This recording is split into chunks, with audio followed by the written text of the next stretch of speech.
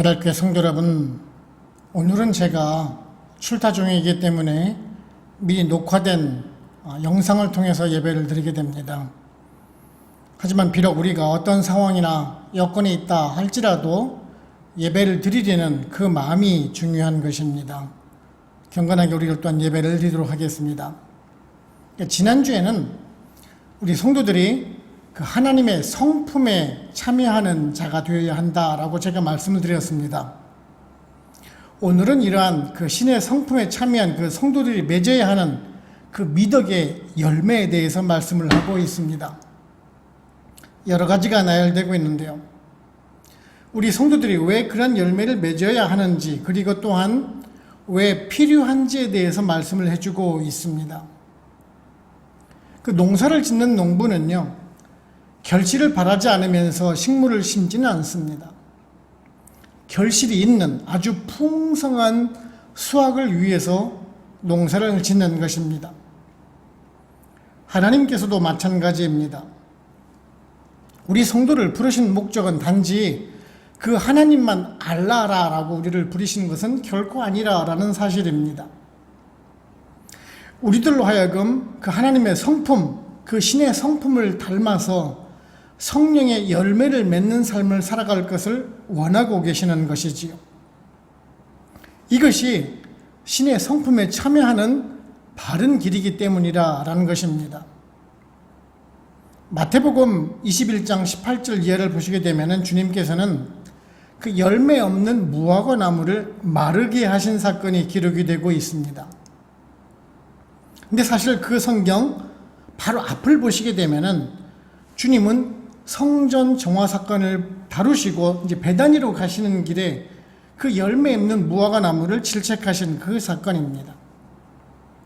우리들은 그저 그냥 열매 없는 그 무화과 나무에 대해서만 살펴볼 것은 아니라라는 것이지요. 바로 그 앞에 있는 성전 정화 사건과 연관을 지어서 생각을 해봐야 합니다. 주님께서는 그저 그냥 배가 고프시자 그 열매 없는 무화과 나무를 탓하셨을까요? 아닙니다. 그 경건의 열매가 없었던 그 당시 유대인들을 질책하신 것이다 라는 사실입니다. 우리들도 마찬가지입니다. 단지 교회 생활을 한다고 해서 오늘 말씀하시는 그런 미덕의 열매가 맺히지는 않는다라는 점입니다. 오늘은 이러한 그 하나님의 성품에 참여함으로 인해서 미덕의 열매를 맺는 그 삶을 살 것을 권면하는 말씀을 살펴보면서 우리들에게 어떤 은혜를 주는지 한번 알아보도록 해보겠습니다. 첫째는요, 행동보다는 성품의 변화가 먼저 이루어져야 합니다. 말씀 5절을 보시면은 그러므로 너희가 더욱 힘써 너희 믿음의 덕에 지식을 이라라고 말씀을 하고 있습니다. 오늘 말씀을 시작을 하면서 그러므로라고 지금 말씀을 시작을 하고 있습니다.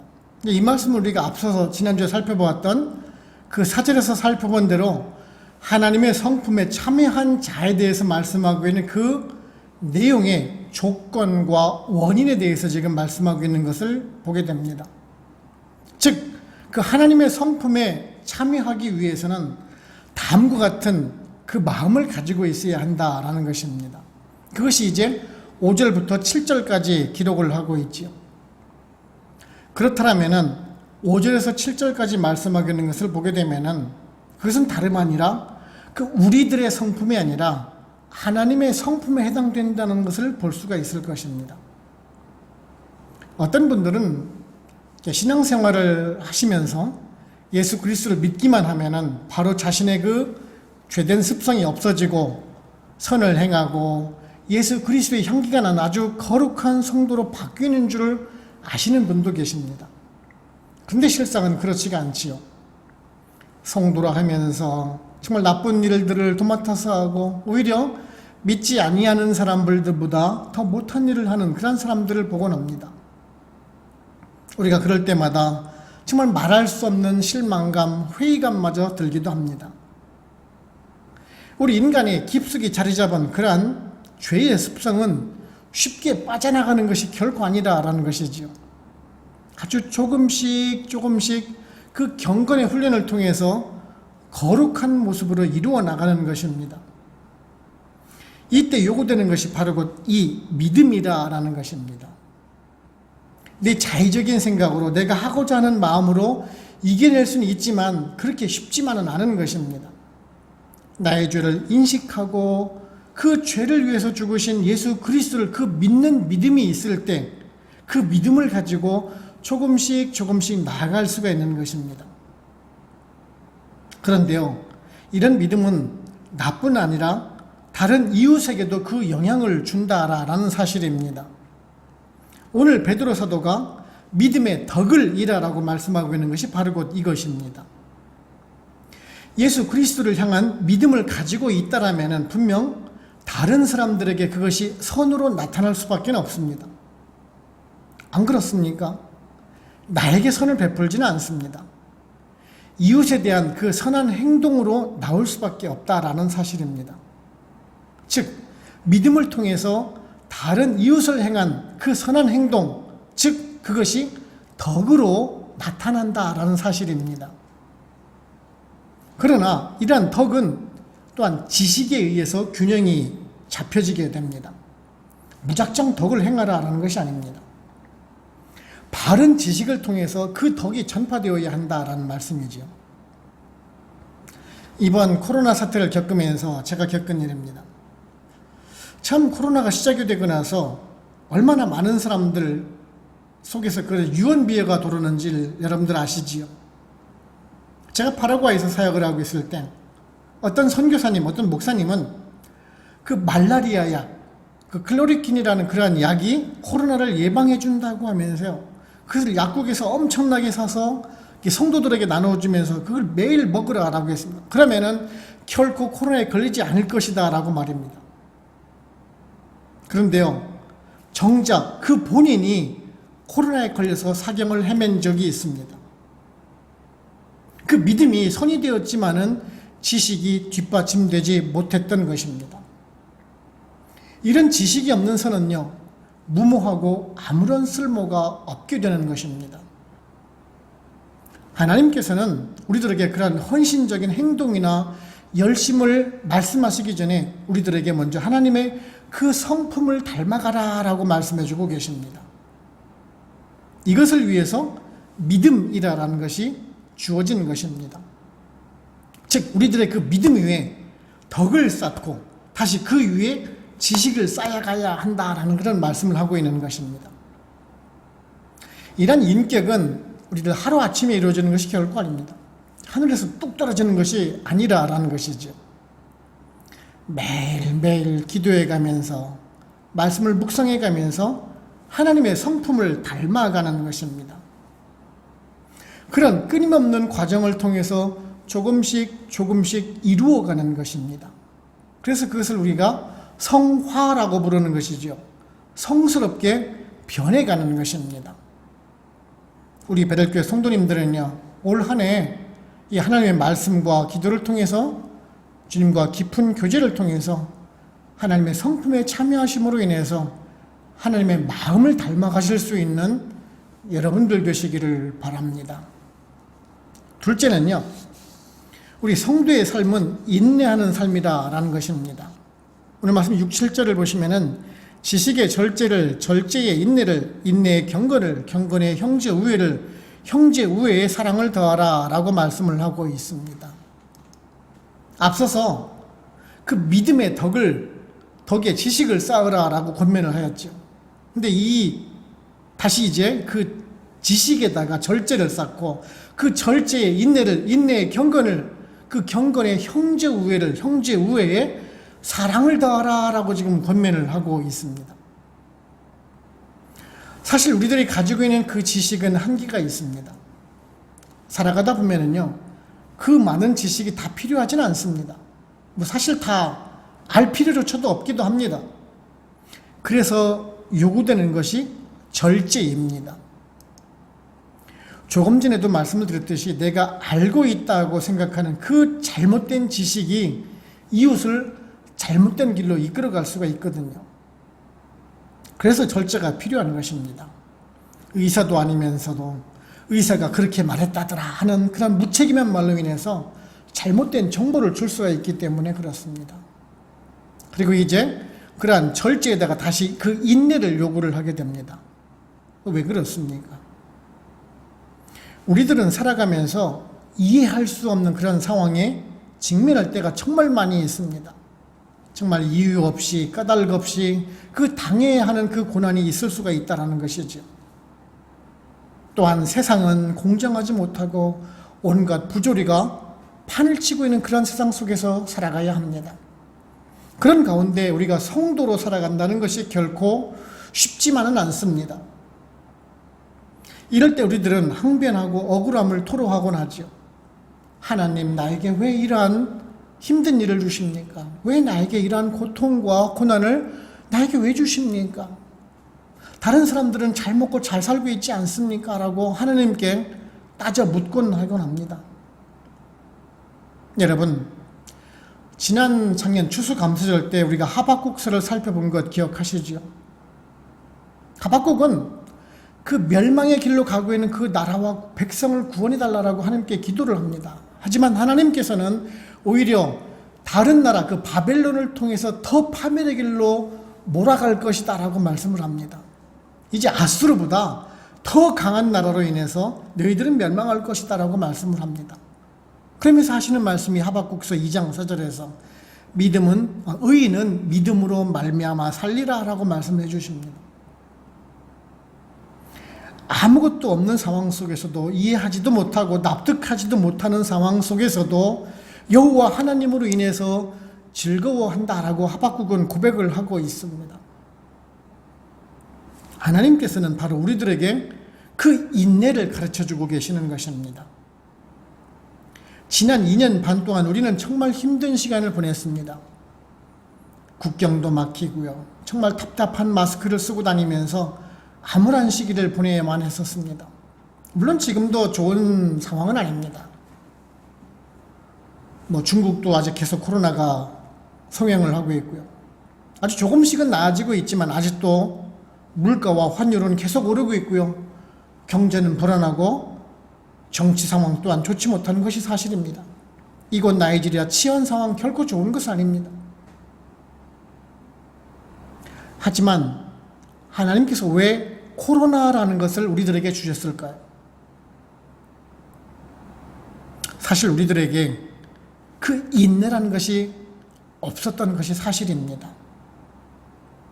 우리들은요, 조금만 힘들어도 힘들다, 견디기 힘들다라면서 엄살을 부렸던 우리들이 혹 아닌지요? 정말 아니라고 나태한 그런 신앙인의 모습을 보여주고 살았지는 않았는지요? 정말 힘들고 어려울 때 그래도 주님 주시는 그 힘과 능력을 힘입어서 그 가운데에서 그 은혜 가운데 살았다라고 고백을 하는 것이 정말 어제 같은데 이제 조금 우리가 살만하니까 과거의 일은 까마득하게 잃어버리고 살아가는 우리들이 아닌지 한번 되돌아볼 필요가 있습니다.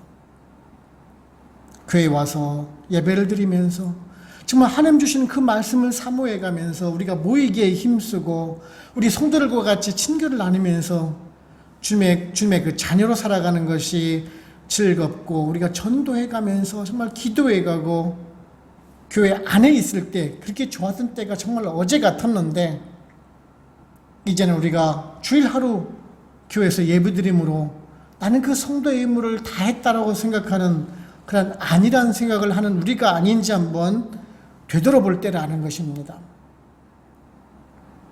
그렇습니다. 지금은 인내하는 때입니다.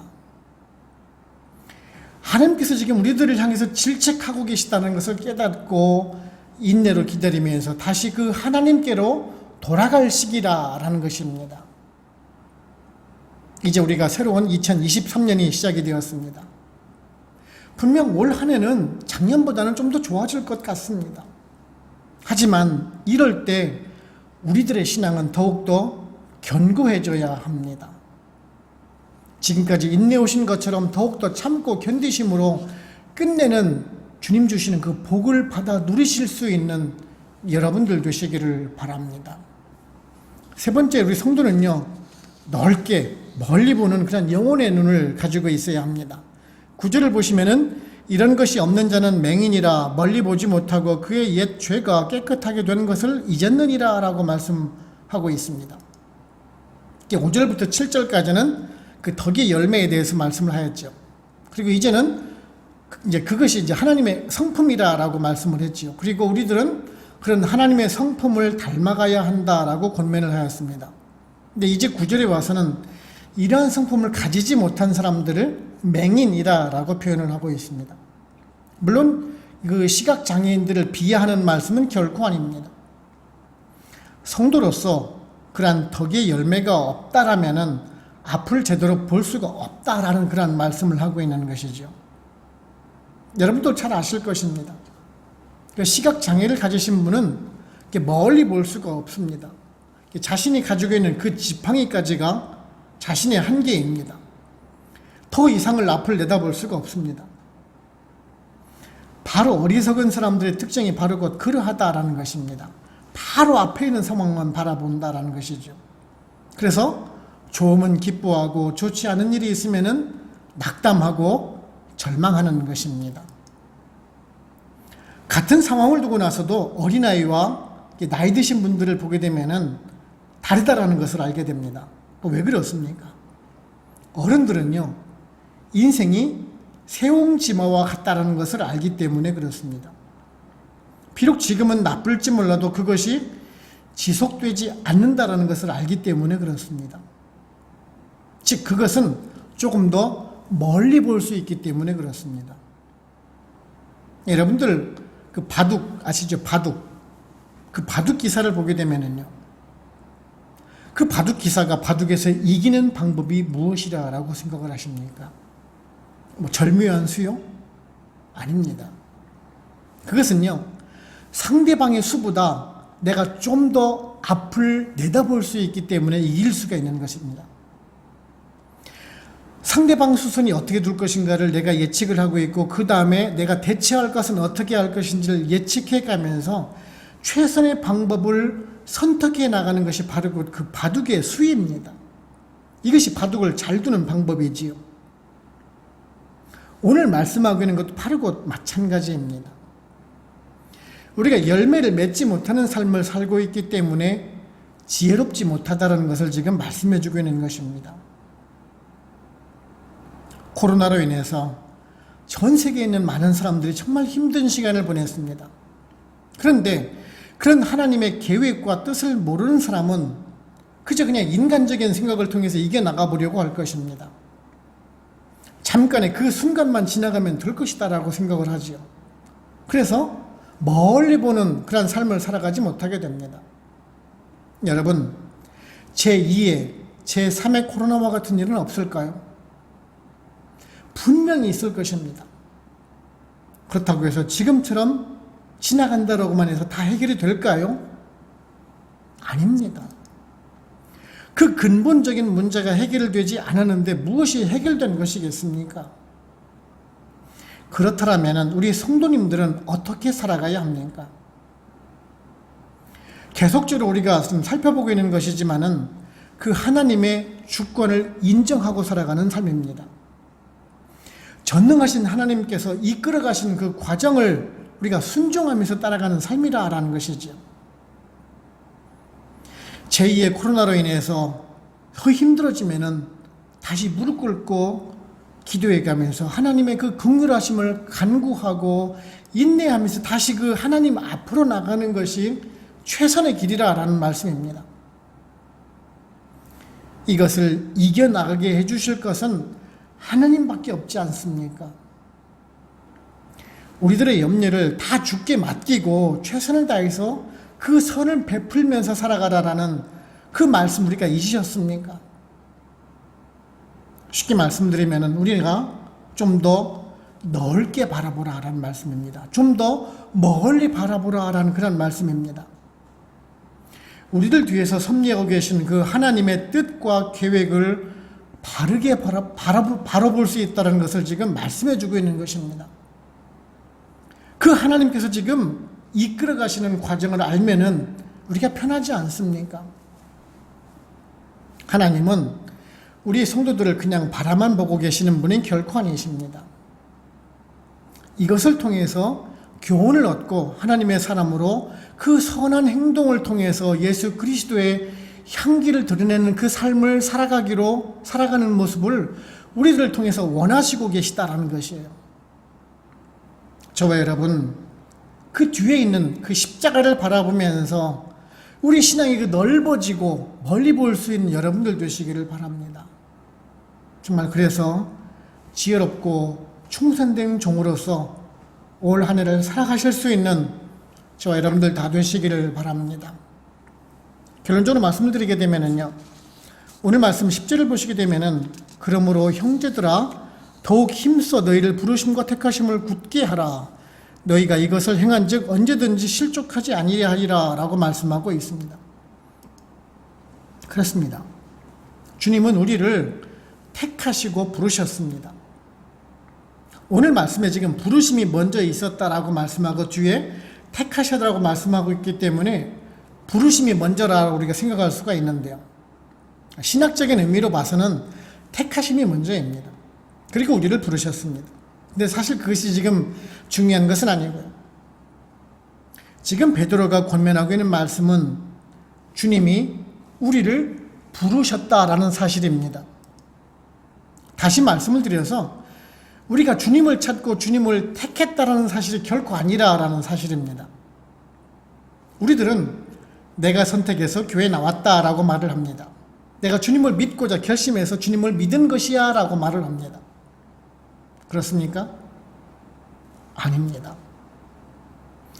우리가 죄인이기 때문에 그 사랑한 것이 아니라 죄인임에도 불구하고 주님이 나를 먼저 사랑하셨다라는 말씀입니다. 내가 죄인임에도 불구하고 나를 위해서 십자가에 달리셨다라는 사실입니다. 만일 내가 믿었다라고 생각을 한다면 주님이 나를 위해서 달리실 이유가 없으신 것입니다. 우리들의 그 의의, 우리들의 그 노력이 아니라라는 말씀입니다. 그래서 은혜입니다. 그래서 사랑입니다. 우리들이 자녀를 사랑한다는 것은 오히려 그들이 좋은 행동을 하기 때문에, 옳은 행동을 하기 때문에 우리 자녀들을 사랑하는 것 결코 아닙니다. 무조건적인 내리사랑입니다. 그래서 하나님의 성품을 닮아가야 한다는 것입니다. 우리를 부르시고 택하신 목적이 있기 때문에 그렇습니다.